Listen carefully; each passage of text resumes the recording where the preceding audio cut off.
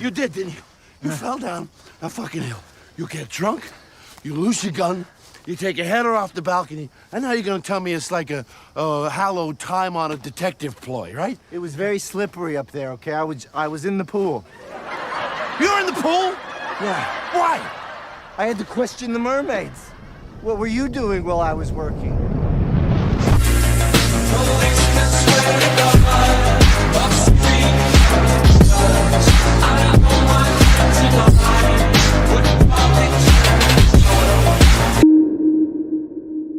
It's funny until it's not. The story of Harrier Du Bois is filled with moments of absurd, disastrous comedy. But underneath every joke is a footnote of profound sadness. And to understand the man, we have to understand the tragedy. This is the story of the funniest tragedy in gaming. The comedy of Disco Elysium is relentless. We are introduced to our protagonist at the absolute nadir of his existence. He is a bloated, amnesiac wreck. And the game gives us 1,000 different ways to make his situation even more pathetic and hilarious. The game's genius is in its skill system. It's not about being strong or smart. It's about navigating a civil war of competing voices in your own head. Electrochemistry begs you to find drugs and alcohol. Inland Empire has you holding intense conversations with intimate objects. Physical Instrument convinces you that the best way to solve a problem is to punch it, often with disastrous results. The game encourages you to fail. It makes failure funny.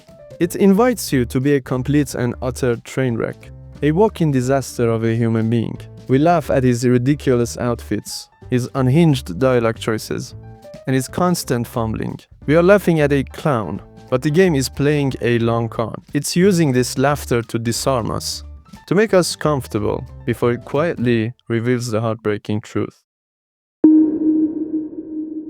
For every funny failure, there is a ghost. The game is haunted, and the ghosts are not in the world. They are inside Harry's own mind. His skills are not just gameplay mechanics. They are fragmented echoes of the man he used to be. Esprit de Corps gives him phantom insight into his old precinct, a connection to a life he can no longer remember. Shivers makes the city itself speak to him, a cold premonition that is the voice of his own deep primal anxiety. The thought cabinet is the most brilliant part. It is a space where Harry can take a stray thought, an ideology, or a piece of self-loathing and internalize it until it becomes a part of his personality, often giving him a bonus, but also a permanent scar. The game is showing us that even with his memory wiped clean, the architecture of his trauma remains. Every joke, every disaster, every unhinged impulse is a symptom of a man who is profoundly, deeply broken.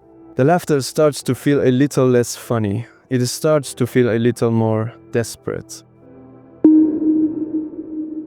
And this is the heart of the essay. This is the moment where the game takes away the laughter completely and leaves you with the raw, brutal reality of Harry's pain. There is a moment late in the game where you can choose to make a phone call.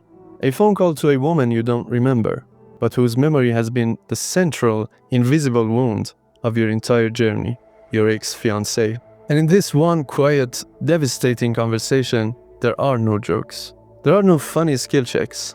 There is only the calm, exhausted voice of a person who has already mourned you. She has moved on.